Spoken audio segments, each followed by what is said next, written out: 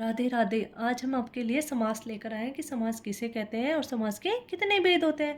तो देखते हैं समास। सम धन आस, जो दो शब्दों को अलग अलग विक्रय किया जाता है। जैसे कि सम का क्या अर्थ होता है? पास। और आस का क्या होता है? बैठना। तो अर्थात है पास पास बैठना या मिलना। इसकी परिभाषा है कि जब परस्पर संबंध रखने वाले दो या दो से अधिक शब्द अपने संबंधित शब्दों को छोड़कर एक साथ मिल जाते हैं, उन्हें ही समास कहते हैं। शब्दों को अलग अलग करने की रीति को समास विग्रह कहते हैं।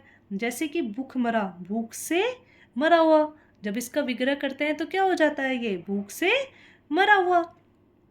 वैसे श्रीमद् भगवत गीता में कहा गया है, किसने कहा है? श्री कृष्ण ने भी कहा है कि मैं भी क्या हूँ? समासों में द्वंद्व समास में मैं हूँ। समासों के कितने भेद होते हैं? 6 भेद। पहला है तत्पुरुष समास, जिसमें पहला पद संज्ञा, क्या कह रहा है ये? पहला पद संज्ञा अथवा विशेषण हो व द्वितीय पद अर्थ की दृष्टि से प्रधान हो तो प्रथम पद के साथ विभक्ति का क्या हो जाता है? लोप हो जाता है। वहाँ कौन सा समास आता है?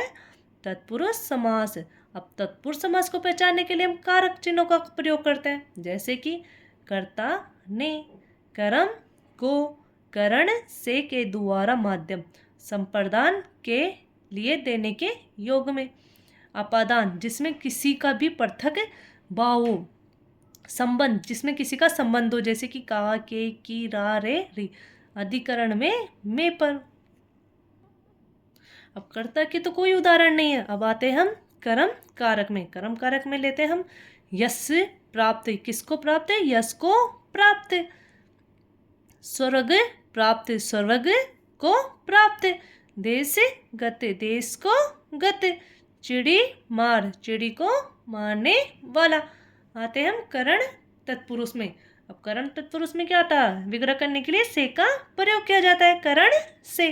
तुलसी करते, तुलसी से करत। रेखांकित, रेखाओं से अंकित। गुरु दत्त, गुरु द्वारा दत्त। मुँह मांगा, मुँह से मांगा। अब आते हैं हम संप्रदान तत्पुरुष समास में।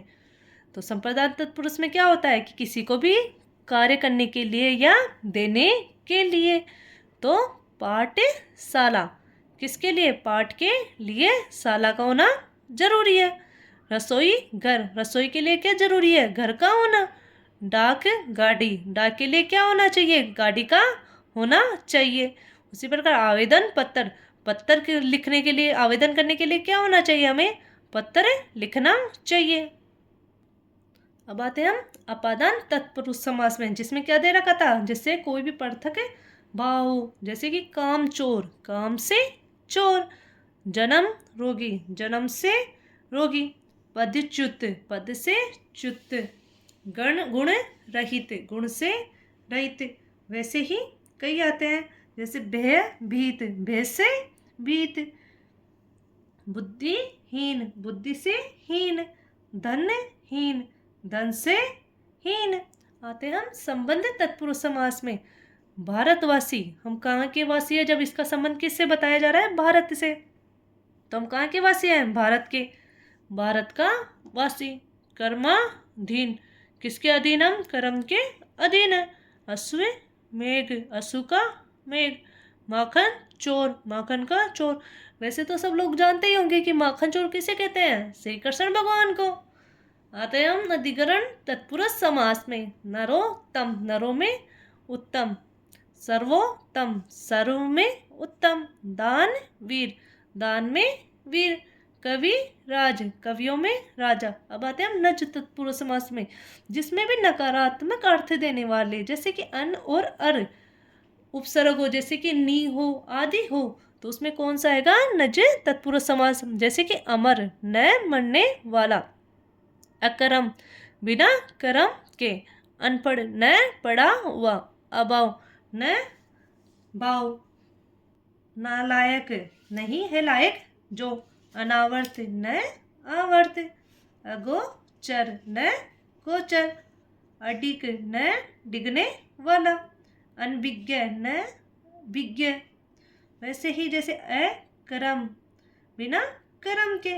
अब आते हैं हम अनादर, नहीं है आदर।